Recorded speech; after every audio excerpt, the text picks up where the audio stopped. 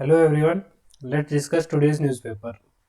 आज में जो इम्पोर्टेंट न्यूज़ आई है उसमें एक बहुत इम्पोर्टेंट न्यूज़ है जो अभी रिसेंटली अवार्ड्स गवर्नमेंट ने दिए हैं, पद्म श्री पद्म विभूषण, उनसे रिलेटेड आया है।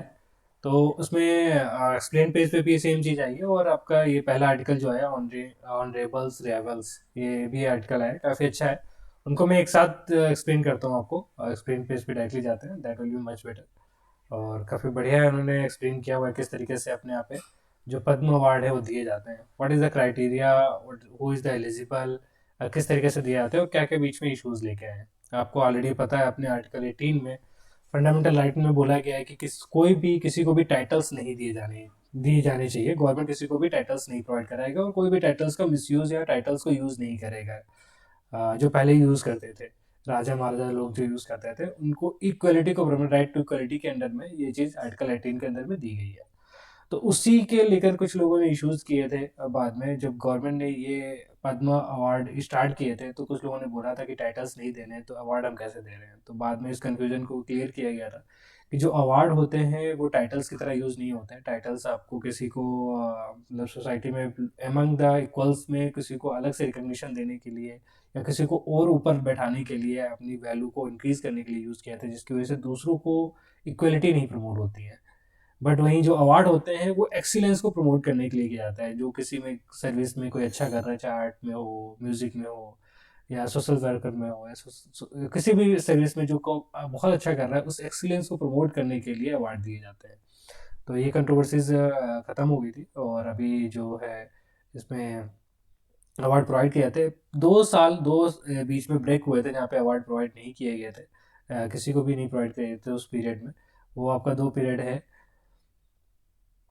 एक तो ये 1978-79 में और 1993 और 1997 में अवार्ड्स में आपके अनाउंसमेंट नहीं हुए थे। ठीक है, जो आपके अवार्ड होते हैं वो पद्म विभूषण, पद्म भूषण और पद्मश्री होते हैं। इनका स्टार्ट कैसे हुआ था?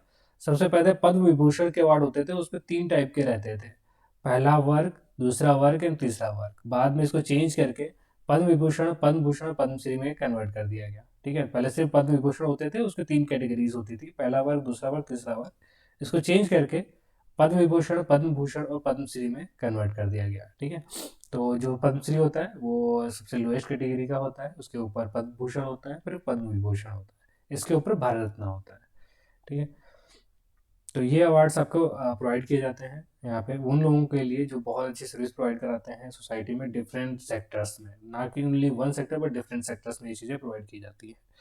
रिसेंटली कंट्रोवर्सी क्या हुई कि जो अपोजिशन लीडर्स है उन्होंने मना कर दिया कि हम नहीं ये अवार्ड लेंगे। ये वो आपके जो लीडर थे वो आपके सीपीएम के लीडर थे, एनएस नंबूदिरिपाद, केरला के जो प्रेसिडेंट थे उनको भी मिला था। एक अभी सीपीएम के लीडर है उनको मिला था जिन्होंने मना कर दिया, जो वेस्ट बंगाल के चीफ मिनिस्टर थे, बुद्धादेव भट्टाचार्य जी। ठीक है, इन्होंने मना कर दिया। और सिमिलरली एक इशू आई थी कि मुखोपाध्याय की फैमिली ने बोला था कि उनको ऑफर दिया गया था बट उन्होंने एक्सेप्ट नहीं किया, बट उनका अवार्ड लिस्ट में नाम ही नहीं था। तो ये इश्यूज थे जो अभी हाईलाइट हुए थे रिसेंटली। तो ये पहला चीज़ उन्होंने जो क्वेश्चन रेज किया, is the recipient consent short. तो क्या होता है कि पहले लिस्ट बनती है, जो कमेटी होती है हमारी, एक कमेटी होती है, उस कमेटी में आपके मेंबर्स होते हैं, कैबिनेट सेक्रेटरी होते हैं, होम सेक्रेटरी होते हैं, सेक्रेटरी टू प्रेसिडेंट होते हैं, या 4 to 6 इमिनेंट पर्सन होते हैं जो मेंबर्स होते हैं। ये लोग रिकमेंड करते हैं कि कौन से पर्सन को देना चाहिए। इस पे पहले नॉमिनेशन फाइल होते हैं, ऑनलाइन नॉमिनेशन फाइल होते हैं, उसमें कोई भी नॉमिनेशन फाइल कर सकता है, आप भी अपना नाम दे सकते हो, कोई भी अपना नाम दे सकता है। उस नॉमिनेशन के अंदर में लगभग 800 वर्ड का ऐसे लिखना होता है, डिटेल में उसमें बात बताना पड़ता है कि उस को आपको क्यों लग रहा है कि वो पोटेंशियल अवार्डी है, क्यों उसको आपको लग रहा है कि उसके अंदर पोटेंशियल है अवार्ड पाने का, तो उसको डिटेल में आपको देना पड़ता है। उसके बेसिस पे ये जो कमेटी बनती है स्क्रूटनाइज करती है, स्क्रूटनाइज होने के बाद में प्राइम मिनिस्टर और प्रेसिडेंट के पास में अप्रूवल के पास जाता है, उनके अप्रूवल होने के बाद में फाइनल लिस्ट बनती है जिसमें नाम अगर आता है तो आपको अवार्ड मिलेगा। एक नंबर प्रोसीजर होता है, तो जब भी जिसका नॉमिनेशन आता है, जिसका अवार्ड में लिस्ट में नाम आता है, उनको इन्फॉर्म किया जाता है कि आपका लिस्ट में नाम आ गया है, और उनको फ़ोन करके उनको कांटेक्ट किया जाता है कि आपका लिस्ट में नाम गया गया, अगर आप एग्री कर रहे हो, अगर यहाँ पे अगर मना कर दे तो क्या आप एक्सेप्ट नहीं करोगे, तो आपको अवार्ड में नाम नहीं दिया जाएगा। ठीक है, बट अगर मान लो वो एक्सेप्ट करते हैं कि नहीं हम अवार्ड लेने आएंगे, तो उनका नाम लिस्ट में रहता है और बाद में अगर वो टर्न डाउन करते हैं देन इट्स नॉट गुड, क्योंकि पहले ही उनको मौका दिया जाता है कि अपना नाम चाहे तो वो वापस ले सकते हैं, एक बार उनसे पूछा जरूर जाता है। ठीक है, तो दिस इज़ ऑल अबाउट इसमें एक अच्छी बात है कि रिसेंटली कुछ अपोजिशन लीडर्स को भी दिया गया है पद्मश्री अवार्ड, पद्म भूषण और पद्म भूषण अवार्ड जो है दिए गए हैं।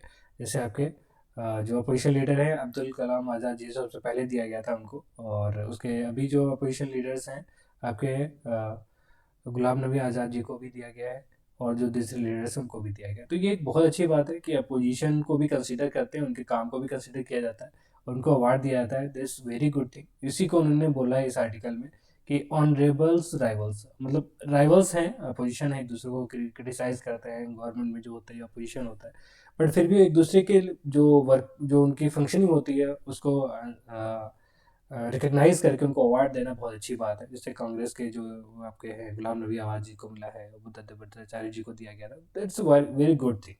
ठीक है, तो ये काफ़ी अच्छी बात है कि हमको अपने राइवल्स को भी एक्सेप्ट करना। That is the democracy, that is the real democracy, जहाँ हम डिसेंट और डिफरेंट जो ओपिनियन होते हैं उनको भी रिकग्नाइज करते हैं, उनको भी अवार्ड प्रोवाइड कराते हैं। तो बहुत अच्छी बात है ये इस चीज़ को जो कंसिडर किया गया है, इन्होंने, गवर्नमेंट ने जो कंसिडर किया है, और ये काफ़ी अच्छी बात है कि इसको और आगे एक्सेप्ट करना चाहिए, और लोगों को, सोसाइटी में भी इस चीज़ को काफ़ी एक्सेप्ट करना चाहिए। ठीक है, रिसेंटली जो यहाँ पे एक चाइना में हुआ, चाइना में जो मूवीज़ होती हैं बहुत ही ज़्यादा उसकी सेंसरशिप होके उसके बाद ही रिलीज़ की जाती है।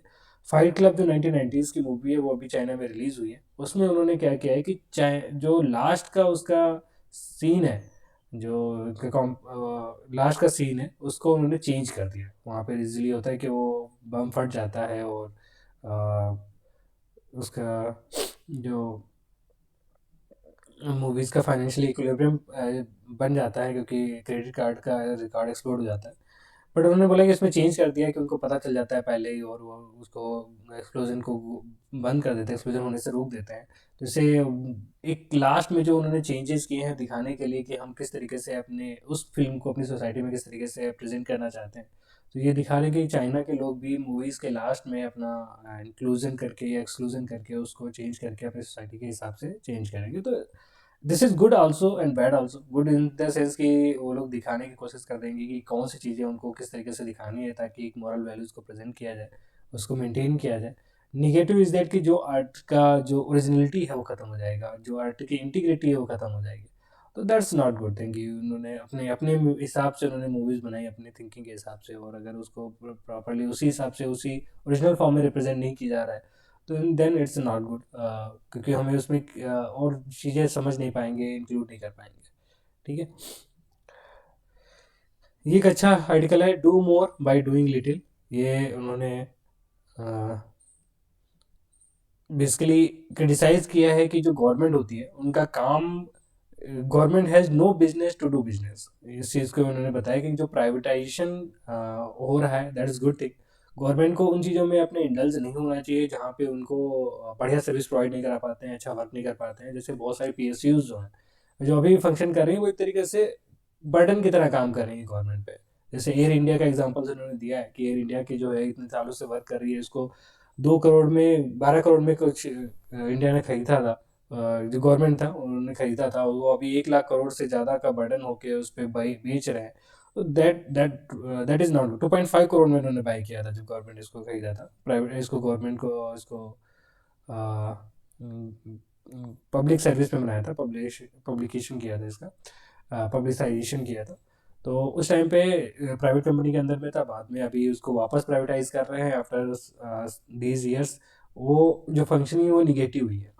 तो ये इन्होंने बोला है कि गवर्नमेंट को ऐसे काम नहीं करने चाहिए, उस सर्विसेज को प्रोवाइड नहीं करने चाहिए, उस इंडस्ट्री में इन्वॉल्व नहीं होना चाहिए जो प्राइवेट कंपनीज या प्राइवेट इंडस्ट्रीज ज़्यादा बेटर हैंडल कर सकती है। उन चीज़ों को प्रोवाइड कराना चाहिए जो गवर्नमेंट ही अच्छा प्रोवाइड करा सकती है। जैसे इन्होंने यहाँ पे 3 चीज़ों के लिए इन्होंने मेनली फोकस किया है कि प्रायोरिटाइज रिसोर्सेज एंड माइंडसेट। इन 3 चीज़ों के लिए उन्होंने बोला है कि किस तरीके से हमें सीखना चाहिए कि गवर्नमेंट का क्या रोल होना चाहिए। प्रायोरिटाइज करना चाहिए उन चीज़ों पे जहाँ पे प्राइवेट सेक्टर अच्छा फंक्शन नहीं कर पा रहा है, वहाँ पे गवर्नमेंट को अपने प्रायोरिटाइज करना चाहिए। जैसे आपका security, primary health care, education, research funding, justice delivery, ये मेन है जहाँ पे प्राइवेट सेक्टर अच्छा फंक्शन नहीं कर सकते, जहाँ पे गवर्नमेंट का मेजर रोल रहता है। बट अगर वही का होटल रन करना हो तो that is not the one thing that government should come, क्योंकि गवर्नमेंट क्या होता है जब होटल रन करती है तो उस हिसाब से अपने डिसीजन मेकिंग बनाती है, उस हिसाब से वो अपनी पॉलिसीज बनाती है जो उनको फायदा करे। इसकी वजह से क्या होगा कि वो अननेसेसरी बर्डन की तरह होते रहेंगे।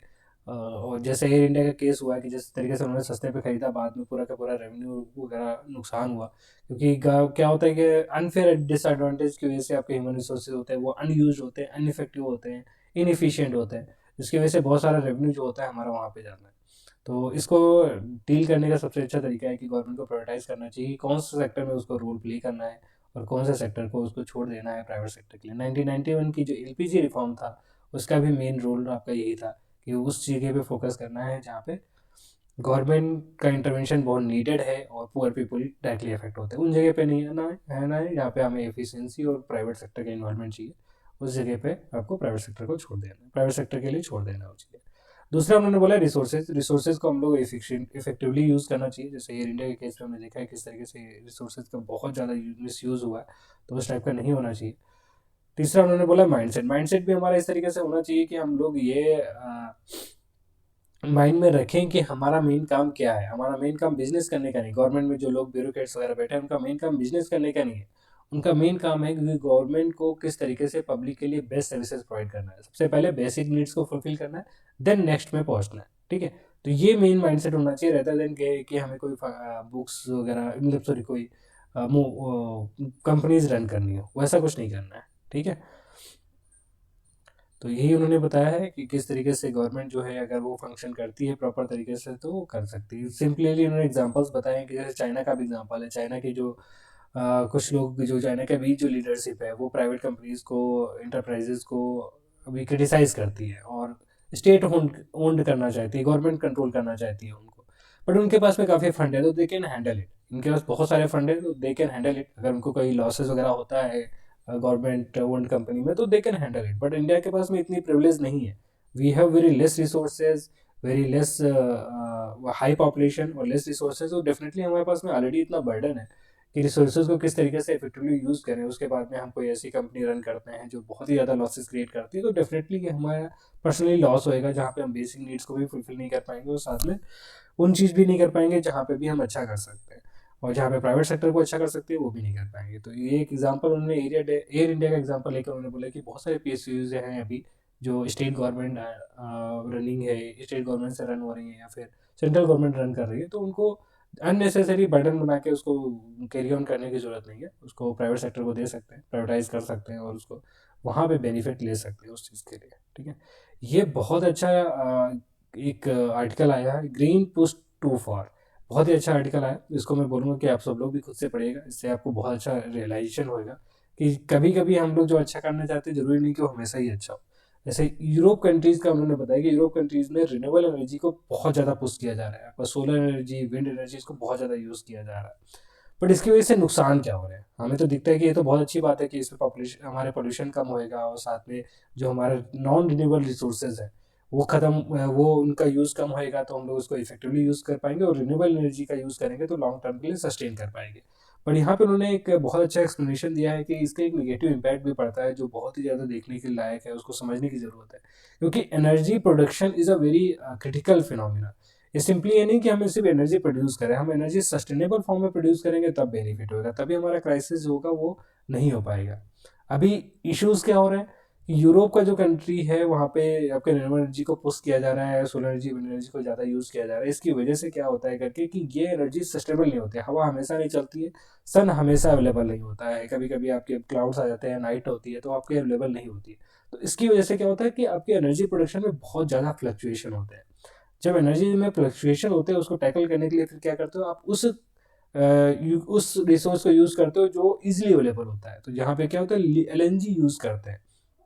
जब भी वहाँ पे प्राइस, जब भी आपके वहाँ पे एनर्जी का फ्लक्चुएशन होता है तो उसको हैंडल करने के लिए क्या करते हैं वो लोग, नेचुरल गैस का यूज़ करते हैं, एलएनजी का यूज़ करते हैं। इसकी वजह से क्या होता है कि इस एलएनजी की जो प्राइसेस है वो काफ़ी हाई जा रहे हैं। एलएनजी के या नेचुरल गैस के प्राइसेस काफ़ी ज़्यादा हाई जा रहे हैं। जहाँ पे वो पहले $7 या $8 का था पहले, वो अभी $30 तक पहुँच गई है natural gas. The major reason is that कि जो यूरोपियन यूनियन में एकदम से नीड पड़ती है नेचुरल गैस की, वो भी किस लिए, क्योंकि रिन्यूएबल एनर्जी को हैंडल करना है हमें, क्योंकि उसकी जो अनसर्टेनिटी है उसको डील करने के लिए हमें आपको नेचुरल गैस को यूज़ करते हैं। अब इससे क्या होता है, एकदम से नेचुरल गैस पे जो डिपेंडेंसी बढ़ती है, इसकी वजह से क्या होता है, एक और रीज़न इन्होंने बताया कि नेचुरल गैस से डिपेंडेंसी को करने के लिए वो रसिया को भी अपसेट करना चाहते हैं। That is a political reason, but हमें यहाँ पर टेक्निकल रीज़न देखनी है कि किस तरीके से ये इस चीज़ को अफेक्ट करता है, अपने लिविंग लाइवलीहुड को अफेक्ट कर रही चीज़। तो नेचुरल गैस की नीड को बढ़ने पे क्या होता है कि नेचुरल गैस के प्राइसेस इंक्रीज होते हैं। अब नेचुरल गैस जो यूज़ होता है वो आपका फर्टिलाइजर प्रोडक्शन में यूज़ किया जाता है नेचुरल गैस। अब नेचुरल गैस का प्रोडक्शन इंक्रीज हुआ है, नेचुरल गैस का आपका प्राइसेस इंक्रीज हुआ है, तो आपके जाहिर सी बात फर्टिलाइजर के भी प्राइसेस इंक्रीज होंगे। अगर देखा जाए कि यूरिया के जो प्राइस है वो पिछले एक साल में 3 गुने हो गए, 3 टाइम्स इंक्रीज हो गए, जो पहले कम थे। इसके रीज़न क्या है कि नेचुरल गैस का जो प्राइस है, जो मेन आपका रॉ मटेरियल यूज़ होता है फर्टिलाइजर प्रोडक्शन में, उसकी प्राइसेस इंक्रीज हो रहा है, इसकी वजह से आपका उसको भी इंक्रीज हो रहा है। ठीक है, अब फर्टिलाइज़र के इंक्रीज़ हो रहे हैं, फर्टिलाइज़र के प्राइसेस इंक्रीज़ हो रहे हैं, तो जाहिर सी बात आपका जो फूड है, फूड जहाँ पे फर्टिलाइज़र यूज़ होगा वो फूड भी महंगा होगा, फर्टिलाइज़र कास्ट इंक्रीज़ होगी तो फूड भी महंगा होगा। फूड महंगा होगा तो जाहिर सी बात है आपका जो इन्फ्लेशन है वो सब जगह बढ़ेगा, सभी जगह पे इफेक्ट पड़ेगा। तो जो फूड है उसके प्राइसेस इंक्रीज़ हो रहे हैं, तो सबसे ज़्यादा इफेक्ट किसको पड़ेगा, पुअर पीपल को पड़ेगा। और अभी जो ये पेंडेमिक चल रहा है, इस पर भी सबसे ज़्यादा इफेक्ट किसको पड़ा है, पुअर पीपल को पड़ा है पेंडेमिक की वजह से। और उसमें ही टाइम में अगर हम रिन्यूएबल एनर्जी का यूज़ करते हैं, उसकी वजह से नेचुरल गैस के प्राइसेस इंक्रीज होते हैं, फिर आपके फर्टिलाइजर के प्राइस इंक्रीज होते हैं, फूड के प्राइस इंक्रीज होते हैं। तो सबसे ज़्यादा जो डैमेज करेगा वो आपके पुअर पीपल को ही डैमेज करेगा। ठीक है, दूसरा जो है, जैसे आपका जो ऑयल प्राइसेस इंक्रीज होते हैं तो उसको अल्टरनेटिव यूज़ करने के लिए क्या होता है कि आपके बायोफिल्स यूज़ किया जाए। बायोफिल्स क्या होते हैं, जो आपके क्रॉप से डायरेक्टली प्रोड्यूस किए जाते हैं बायोफिल्स। अभी क्रॉप को यहाँ पे भी आपका एग्रीकल्चर लैंड है वो क्रॉप्स के लिए दी जाएगी, आपको प्रोडक्शन के लिए वो क्रॉप्स को प्रोड्यूस किया जाएगा जो बायोफिल्स प्रोड्यूस कर सके। ठीक है, अब बायोफिल्स प्रोड्यूस करने के लिए वो क्रॉप्स का यूज़ होगा तो आपका लैंड भी यूज़ होगा एक्स्ट्रा, साथ में आपका फूड प्रोडक्शन भी कम होएगा, क्योंकि आपका कुछ लैंड यूज़ हो जाएगी बायोफ्यूल्स को प्रोड्यूस करने के लिए। तो आपका और भी फूड जो क्रॉप होगी वो कम प्रोड्यूस होगी, तो आपका फूड प्राइसेस और भी ज़्यादा इंक्रीज होगी। ठीक है, सप्लाई भी कम हो गई, और साथ में जो आपका रॉ मटेरियल की प्राइसेस हाई होने की वजह से, फर्टिलाइजर के हाई होने की वजह से शूटअप आपके फूड क्रॉप्स की प्राइसेस भी शूटअप हो गए, और सप्लाई कम हो गई तो और भी ज़्यादा शूटअप हो गए, क्योंकि डिमांड तो कम होने वाली नहीं है आपके पॉपुलेशन के बेसिस पे। इसकी वजह से उन्होंने बोला कि क्लीन एनर्जी का जो पुश हो रहा है यूरोपियन कंट्रीज़ में, उसकी वजह से आपके फूड प्राइसेस इंक्रीज हो रहे हैं ऑल ओवर वर्ल्ड। वो तो हैंडल कर लेंगे क्योंकि उनके पास बहुत सारी कैपेसिटी है, बहुत सारा पैसा है, तो यूरोपियन कंट्रीज़ तो हैंडल कर लेंगे, वो तो प्राइसेस अगर इंक्रीज भी हो रहे हैं तब भी खरीद के खा लेंगे। बट जो पुअर कंट्रीज़ है उनके लिए दिक्कत हो जाएगी ऑल ओवर वर्ल्ड में, क्योंकि वो लोगों के पास इतनी कैपेसिटी नहीं है कि फूड प्राइसेस इंक्रीज हो रहे हैं और वो हैंडल कर लें। सेम चीज़ उन्होंने इंडिया के लिए भी बोला है कि इंडिया लिए भी क्लीन एनर्जी के लिए बहुत ज़्यादा पुश कर रहा है। तो इस तरीके से पुश करना है कि रिलायबल भी हो, लेस रिलायबल नहीं करना है, रिलायबल वाला करना है, जिसमें हमें अननेसेसरी ऐसा पुश ना करना पड़े कि फूड प्राइसेस इंक्रीज हो।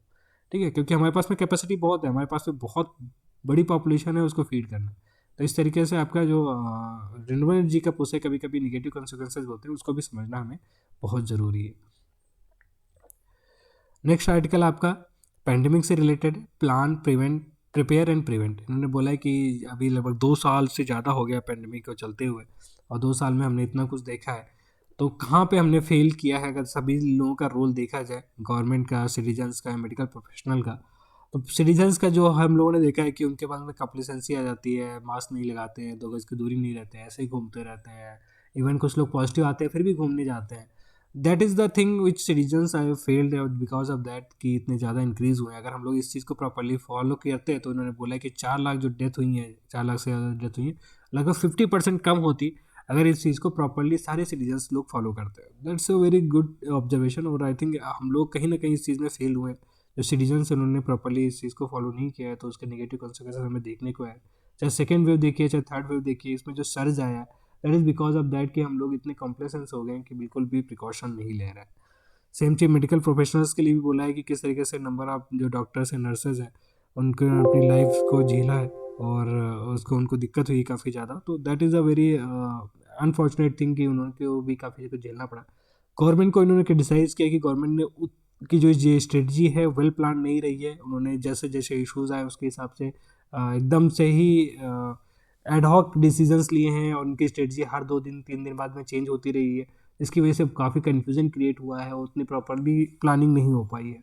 तो उन्होंने बोला कि अगर हमें इस चीज़ को हैंडल करना है ऐसे चाहिए कि पेंडेमिक को, तो हमें पहले प्लान, प्रिपेयर और प्रिवेंट तीनों चीज़ों पे फोकस करना चाहिए। पहले तो प्लान होना चाहिए, हमेशा फुली रेडी होना चाहिए ऐसी किसी भी चीज़ के लिए हमेशा, और प्रिवेंशन के लिए हमेशा मेजर्स लेने चाहिए ताकि किसी भी कंडीशन में ये ऐसी कंडीशन पेंडेमिक जैसी सिचुएशन क्रिएट ना हो।